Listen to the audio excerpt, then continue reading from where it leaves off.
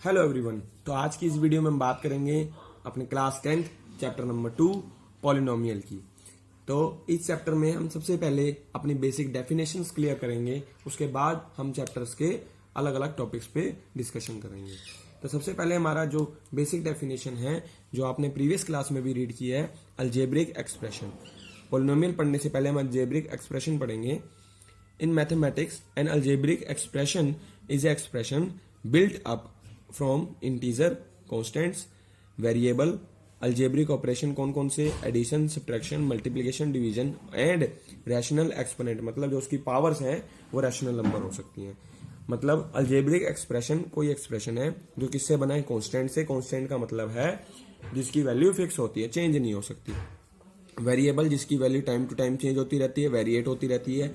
और algebraic operation हमारे कौन कौन से हैं, एडिशन, सब्ट्रैक्शन, मल्टीप्लिकेशन, डिवीजन, और जो उसकी पावर्स हैं वो क्या होंगी, रैशनल नंबर।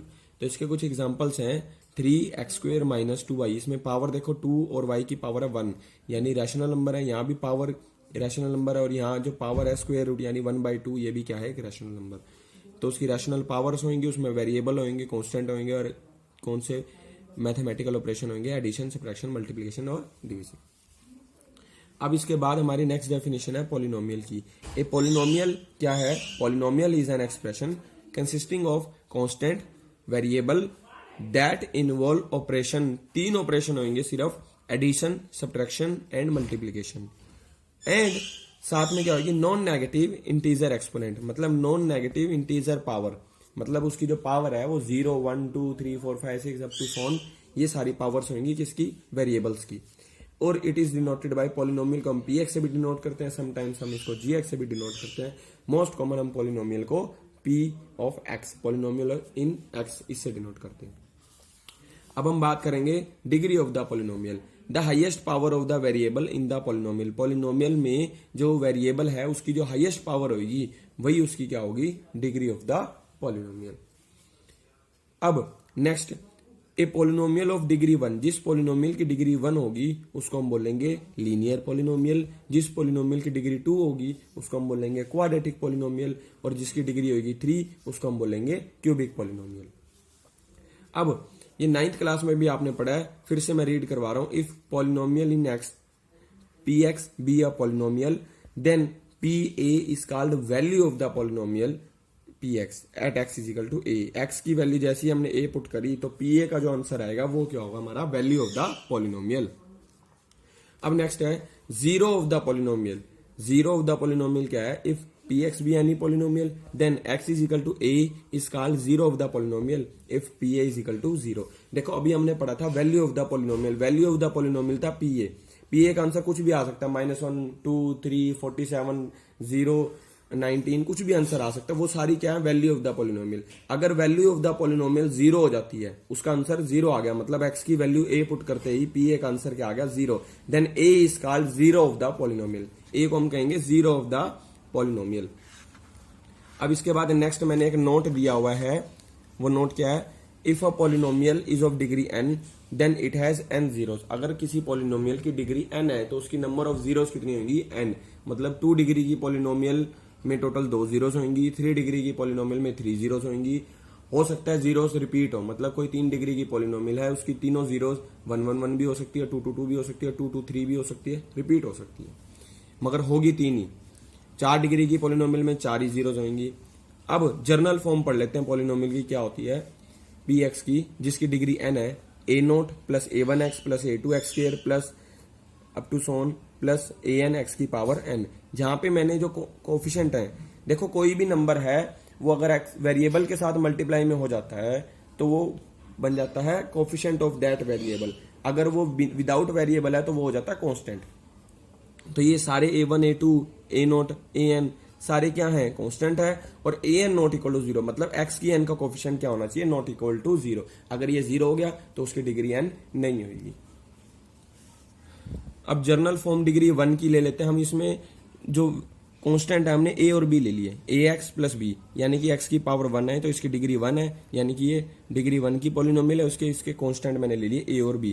यहाँ पे मैं a b c सारे नहीं पता कर सकता था, इसलिए मैंने नेम उसमें दे दिए, a0, a1, a2, an। ये सारे नेमिंग है, ये भी एक नेम है a और b। Quadratic polynomial.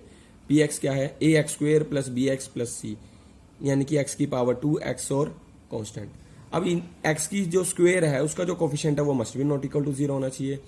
और क्यूबिक में A x cube plus B x square plus C x plus D, और एक्स क्यूब का जो कोफिशिएंट है वो must be not equal to 0 होना चाहिए। ध्यान रखना यहाँ पे ए एक्स स्क्वेयर का कोफिशिएंट है, ये वाला ए एक्स क्यूब का कोफिशिएंट है। और एक मैं बता देता हूँ, कंप्लीट पॉलिनोमियल का मतलब है कंप्लीट पॉलिनोमियल।